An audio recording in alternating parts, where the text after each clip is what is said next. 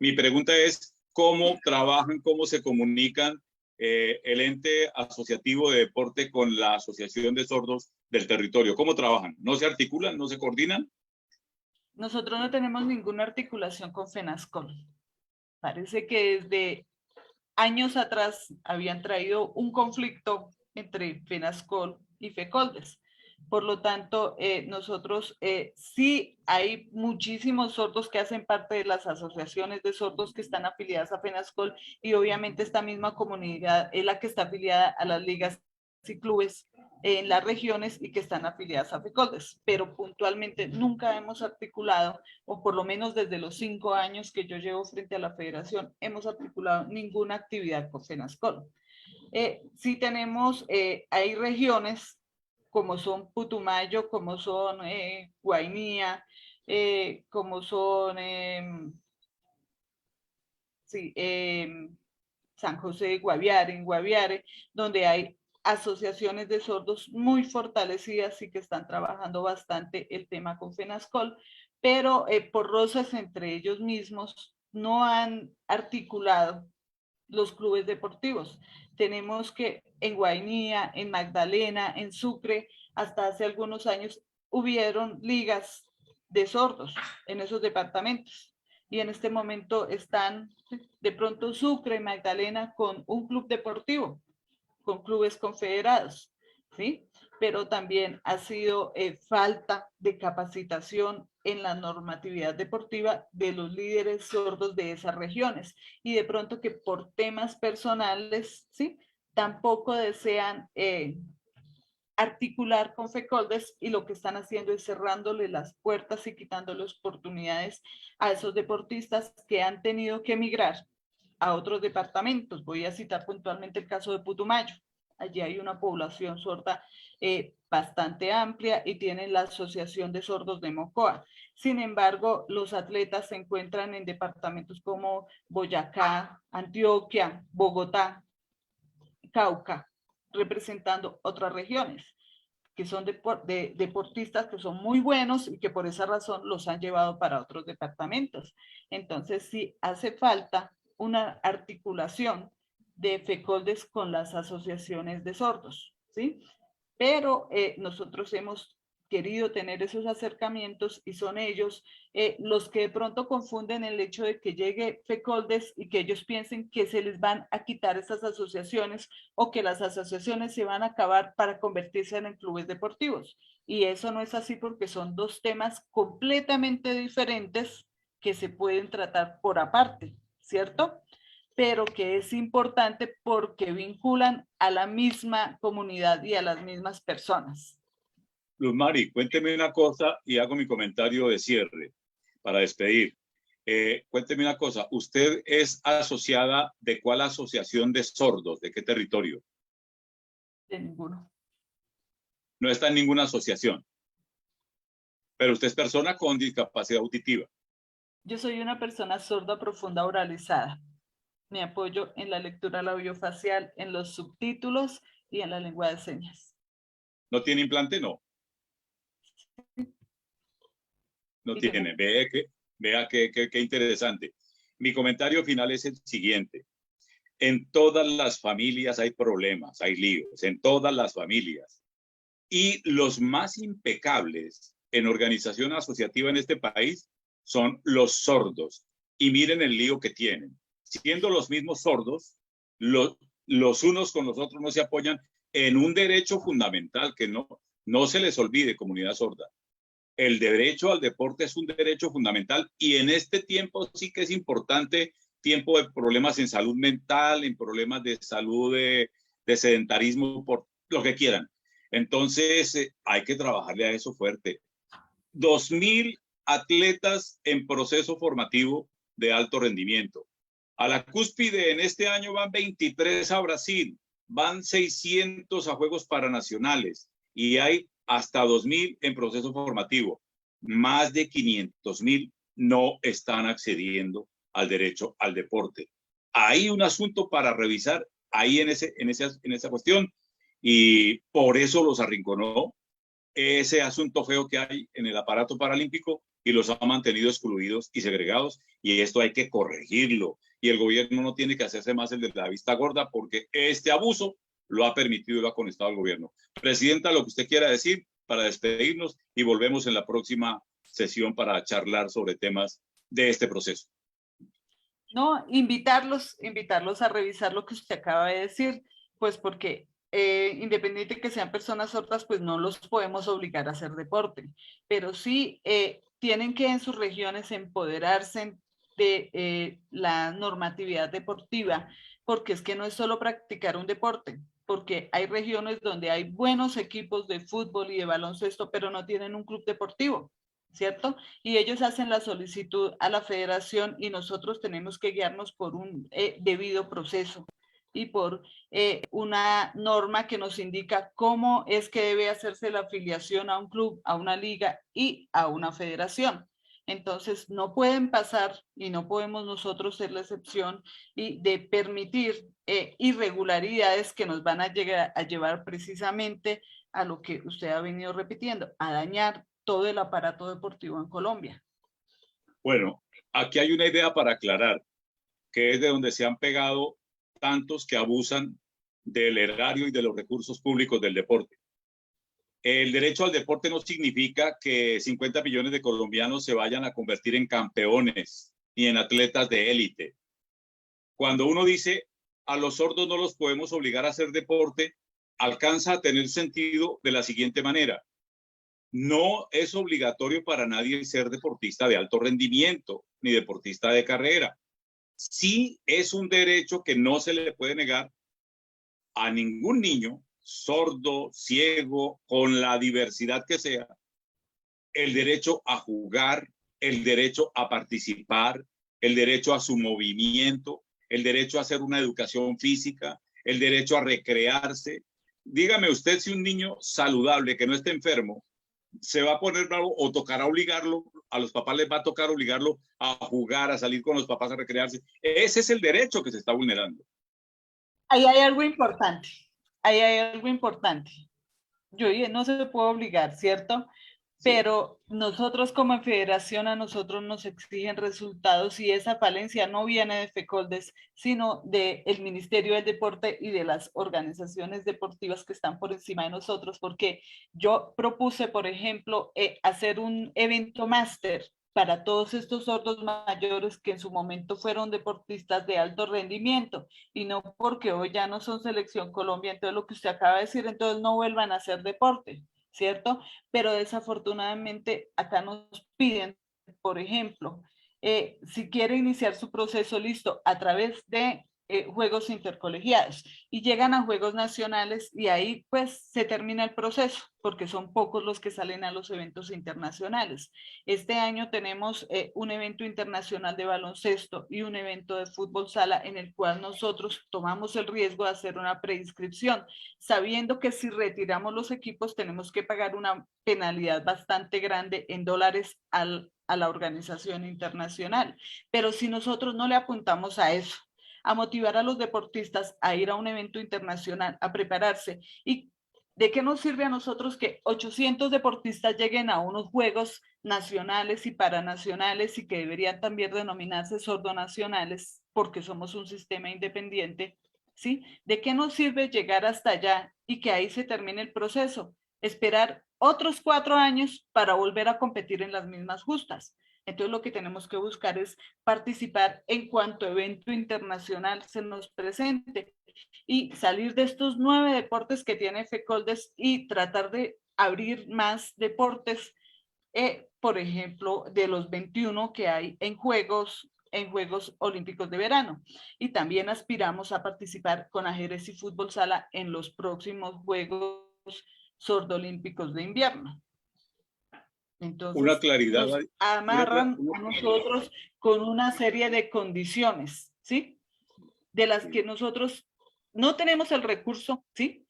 Recurso humano, tal vez sí lo haya en las regiones porque hay escuelas de educación física, escuela de formadores, de entrenadores que de pronto ellos de manera voluntaria y todo el mundo no lo hace porque pues trabajar gratis no se puede, ¿cierto? Pero sí se puede contar con algunas personas o articular con algunas universidades.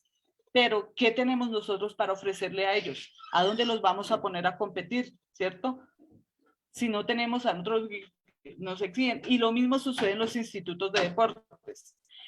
No, es que no lo apoyamos porque no alcanzó la marca mínima o porque está muy a ras y tiene que estar, ¿sí?, por encima. ¿Qué error se comete? Acá se empiezan a apoyar solamente hasta que han mostrado los resultados. Y desde ahí estamos mal. Porque como al deportista antes no se le hace acompañamiento ni nada. Entonces ya cuando trae una medalla, entonces ahí sí, venga para el médico, venga, le damos un apoyo económico, venga, le ponemos uniformes, y todas las regiones no lo hacen. Algunas regiones tienen establecida una ordenanza para apoyar a sus deportistas. Ahora, ¿por qué a un deportista convencional le reconocen, un ejemplo, 5 millones y al sordo y al paralímpico le dan 500.000 pesos? Cuando desde mi punto de vista y desde mi conocimiento, el esfuerzo y el trabajo que hace la persona sorda y el deportista paralímpico es superior y es 200 veces más fuerte, más poderoso que el deporte convencional, y eso queda demostrado en algunas regiones donde en juegos paranacionales una región obtiene cierto número de medallas. Y vamos a mirar el tema de discapacidad, y han obtenido muchísimos más, están entre los 5 primeros lugares. ¿Sí? No quiero acá, digamos, crear controversia y citar puntualmente institutos de deporte, pero desde la dirigencia deportiva nosotros conocemos esos procesos y conocemos cómo es que trabajan en las regiones y realmente cuáles son las regiones que apoyan a sus atletas y a sus dirigentes deportivos. Dos comentarios, Luz Mari. En Colombia, el derecho al deporte y el gobierno deportivo están manipulados a extremo, y aquí viven haciendo sancocho y revuelto. Y, por ejemplo, este Ministerio del Deporte no tiene todavía ni siquiera la capacidad de entender que es una política pública del deporte para los 50 millones de colombianos. No, unos no tienen la capacidad de entenderlo y otros no la hacen porque el negocio hay que mantenerlo como funciona. Le dieron recientemente a unos automovilistas profesionales de la liga en Estados Unidos algo más de casi 2.500 millones de pesos. ¿Qué hace un ministerio del deporte dándole plata a deportistas profesionales, automovilistas de estrato no sé qué? Patrocinan deportistas profesionales. El erario de un país no está para eso. Para eso. Entonces, toda esa manipulación, que fíjese usted que en el segmento de discapacidad ya la han hecho los del monopolio, aquel que están queriendo acaparar todo. Toda esa manipulación es la que hay que desmontarla, porque hay un analfabetismo funcional en el tema de deporte en unos cuantos, pero hay una manipulación deliberada en otros para seguir manejando las cosas como se manejan acá y dejando a la mayoría por fuera. Y el siguiente comentario, tengo muchos comentarios, pero bueno, de esos gratuitos, de esas críticas. Oiga, Luz Mari, ¿qué le hicieron a usted? Yo tengo muy buenos amigos sordos, y yo creo que los sordos tienen todo el entendimiento y saben a profundidad qué pasa. Pero un sordo hablando como usted ha hablado hoy, yo creí que nunca lo iba a encontrar. ¿Qué le hicieron a usted que está hablando con esa fluidez con la que está hablando y como debió hablar hace mucho tiempo, Luz Mari? Bueno, desafortunadamente yo he tenido ese conflicto con la comunidad sorda en Colombia, porque ellos dicen, usted es oyente porque habla, pero no, yo soy una persona sorda desde que era niña, ¿cierto? Lo que pasa es que en mi familia es un gen que tenemos de ser sordos. Entonces, algunos somos sordos de nacimiento y otros tenemos sordera progresiva. En mi caso, yo de niña alcancé a tener audición, y mi abuela, ella desde su pérdida auditiva sabía por lo que yo estaba pasando, entonces ella me hacía repetir mucho las palabras. Sin embargo, yo aprendí a hablar bien por hasta los 7, 8 años, porque mi abuela me hacía repetir la palabra hasta que la pronunciaba bien. Luego, cuando yo fui consciente realmente de que iba a ser completamente sorda, empecé a leer, y yo todo el tiempo leía en voz alta y vocalizando, o sea, en mi familia yo misma me hice la terapia. Luego, cuando me implantaron, a mí me implantaron solo hasta la edad de 35 años. y más, 37 años tenía cuando me implantaron, cuando ya era completamente sorda, y sin embargo tuvieron que hacerme 2 años de terapia para yo poder hablar, ¿sí? Y lo que pasa es que desde mi entender siento que si yo no hablo claro, como me sucede con las personas que me hablan y yo no les entiendo, siento que si yo no vocalizo bien, la persona tampoco me va a entender.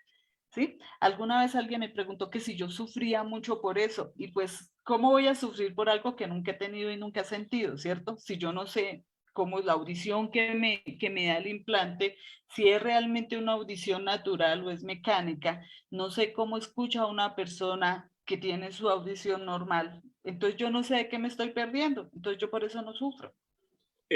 Luz Mari, yo no he entrevistado todavía a Pamela Molina y espero tener con ella una conversación formidable.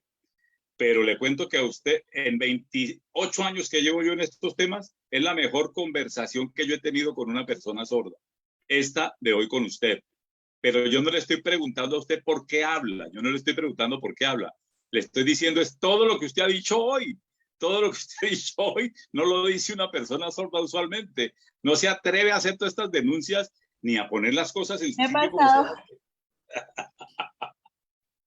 me ¿Ah? pasó en Bolívar cuando hicimos la selección de los sorteos de los equipos de baloncesto de fútbol, pues que era un auditorio bastante grande y había personas de todas las federaciones y de todas las ligas de discapacidad, y yo tenía el apoyo de 2 intérpretes. Yo estaba sentada en la parte del frente y con un espacio tan amplio yo no puedo entender, porque no puedo entender, y cuando es a través de micrófonos y de altavoces, no entiendo, no escucho, pero no entiendo. Entonces yo me estaba apoyando en las 2 intérpretes. Y hubo un momento en que tuve que tomar la palabra porque me dio mucho mal genio, que teníamos 5 equipos de baloncesto y un departamento decide que retira su equipo de baloncesto, y ¿qué sucede? Se cae la prueba de baloncesto en Juegos Paranacionales, y eso fue lo que pasó. Entonces yo tomé el micrófono y les dije, pero ¿cómo es posible que porque un departamento no se siente ganador de la medalla de oro simplemente retira a su equipo, perjudicando al resto de deportistas?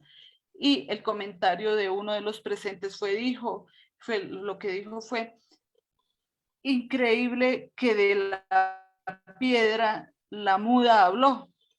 No, Yo en ningún momento dije que fuera muda ni sordomuda. A mí qué horror. nadie me había hablado, yo no me había expresado en español, ¿sí? Entonces ahí es donde la gente piensa que los sordos necesariamente tenemos que ser mudos. Y la mayoría de deportistas, ellos pronuncian fonemas y hay muchos que hablan. Entonces no somos sordomudos. Nosotros tenemos Bueno, voz, y no solo voz vocalizada, sino a través de la lengua de señas. Esa es nuestra voz. bueno, lo cierto del caso, Luz María, es que estoy muy contento porque esta conversación para mí ha sido excelente. Y la voy a invitar desde ya a que hagamos un programa para radio sobre sordolimpismo. Vamos a hacer usted que habla tan maravilloso y que dice, porque lo importante no es hablar como decir todo lo que usted está en capacidad de decir, para que hagamos una muy buena difusión, no solamente de esta participación en juegos, sino en general de sordolimpismo. Finalice usted dándole un mensaje al gobierno y al sistema deportivo sobre el apoyo al sordolimpismo, y un mensaje a la prensa sobre el cubrimiento de estos juegos. Denle su mensaje. Bueno, mi mensaje para el gobierno es que, a pesar de las falencias que hemos venido presentando y que en parte se deben a los procesos de volver a articular la federación, el ministerio pues ha dado un recurso importante para la participación de los sordos en Brasil. Pero en cuanto al tema de comunicaciones, sí tengo que decir que falta muchísima difusión a través de medios, no solo para las personas oyentes, sino también para las personas sordas. Por eso es tan urgente, y el ministerio debería tener permanentemente contratado el servicio de interpretación, y no solo cuando de pronto va a haber eventos y saben que va a haber una persona sorda, se ponen a buscar un intérprete.